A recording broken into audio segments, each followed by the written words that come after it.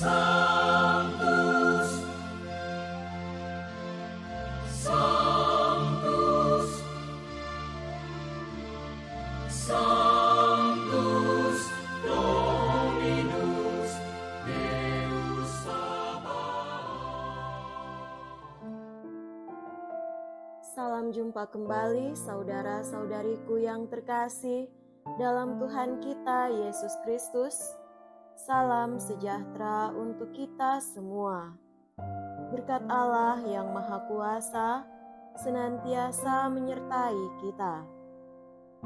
Marilah kita mendengarkan dan merenungkan bacaan-bacaan kitab suci hari Kamis tanggal 30 Januari tahun 2025. Dalam nama Bapa dan Putra dan Roh Kudus.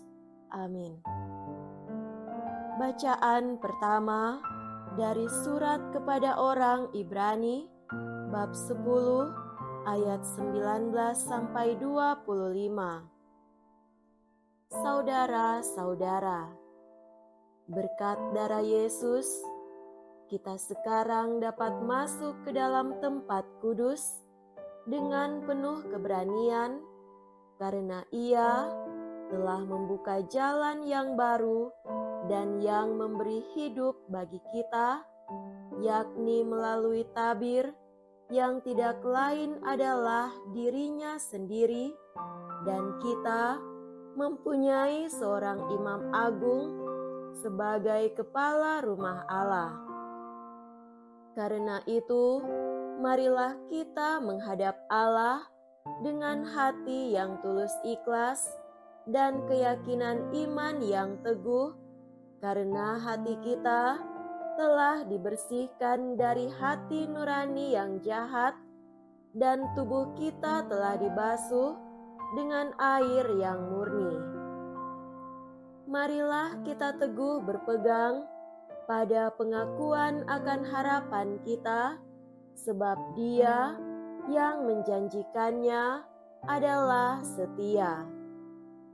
Di samping itu, marilah kita saling memperhatikan supaya kita saling mendorong dalam kasih dan dalam pekerjaan baik.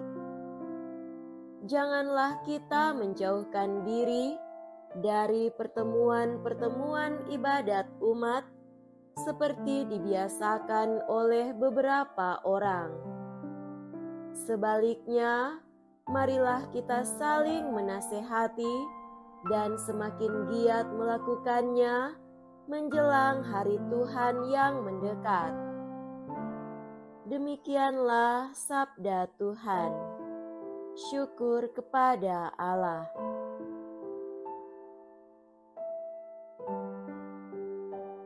Semoga Tuhan beserta kita sekarang dan selama-lamanya. Inilah Injil suci menurut Santo Markus. Dimuliakanlah Tuhan.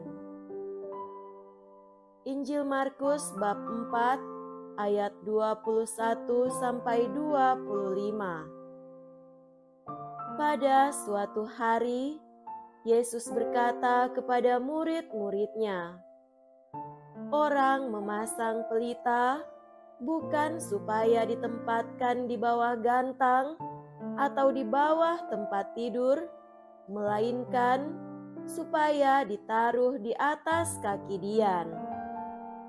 Sebab tidak ada sesuatu yang tersembunyi yang tidak akan dinyatakan, dan tidak ada suatu rahasia yang tidak akan tersingkap. Barang siapa mempunyai telinga untuk mendengar, hendaklah ia mendengar." Lalu Yesus berkata lagi, "Camkanlah apa yang kamu dengar. Ukuran yang kamu pakai untuk mengukur akan dikenakan pula padamu, dan malah akan ditambah lagi. Karena siapa yang mempunyai akan diberi lagi, tetapi siapa yang tidak mempunyai, apapun juga yang ada padanya akan diambil. Demikianlah sabda Tuhan. Terpujilah Kristus.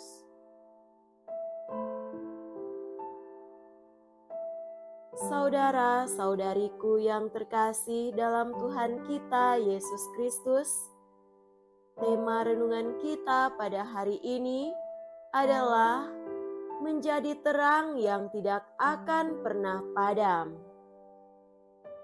Bacaan pertama hari ini yang diambil dari kitab Ibrani dan Injil Markus mengajak kita untuk merenungkan panggilan hidup kita sebagai umat yang dipanggil untuk hidup dalam terang Kristus dan berbagi cahaya itu dengan sesama. Dalam bacaan pertama, kita diajak untuk mendekat kepada Allah dengan hati yang tulus dan penuh keyakinan. Jadi, saudara-saudara, oleh darah Yesus, kita sekarang penuh keberanian dapat masuk ke dalam tempat kudus. Ini adalah panggilan untuk tidak lagi hidup dalam ketakutan atau keraguan, tetapi dengan keyakinan penuh bahwa kita telah dibersihkan oleh pengorbanan Kristus. Hati yang tulus dan penuh kepercayaan menjadi pintu gerbang untuk mengalami kehadiran Allah yang transformatif. Namun, tidak hanya untuk diri kita sendiri, tetapi kita juga dipanggil untuk menghidupi panggilan itu dalam hidup bersama. Kita diajak untuk saling membangkitkan semangat, menguatkan iman satu sama lain, dan tidak berhenti melakukan perbuatan baik. Saudara terkasih, dalam Injil Markus, Yesus mengajarkan kita tentang pentingnya bagaimana mendengarkan dan menanggapi firman Tuhan. Orang membawa pelita bukan supaya ditempatkan di bawah gantang atau di bawah tempat tidur, melainkan supaya ditaruh di atas kaki Dian. Firman Tuhan adalah cahaya yang harus kita biarkan bersinar dalam kehidupan kita, bukan disembunyikan atau disia-siakan. Dalam konteks kehidupan sehari-hari, apakah kita memberikan tempat yang cukup bagi firman Tuhan untuk menerangi hidup kita? Apakah kita membiarkan terang itu menyinari hati kita dan dengan demikian menuntun kita untuk hidup dalam kebenaran dan kasih?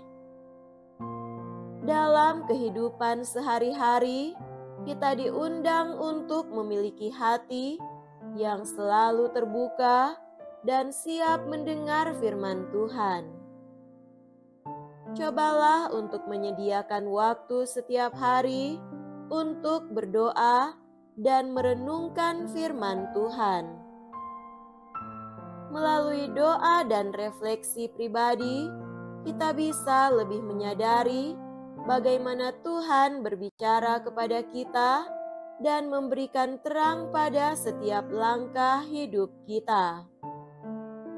Firman Tuhan yang kita terima tidak boleh kita simpan sendiri.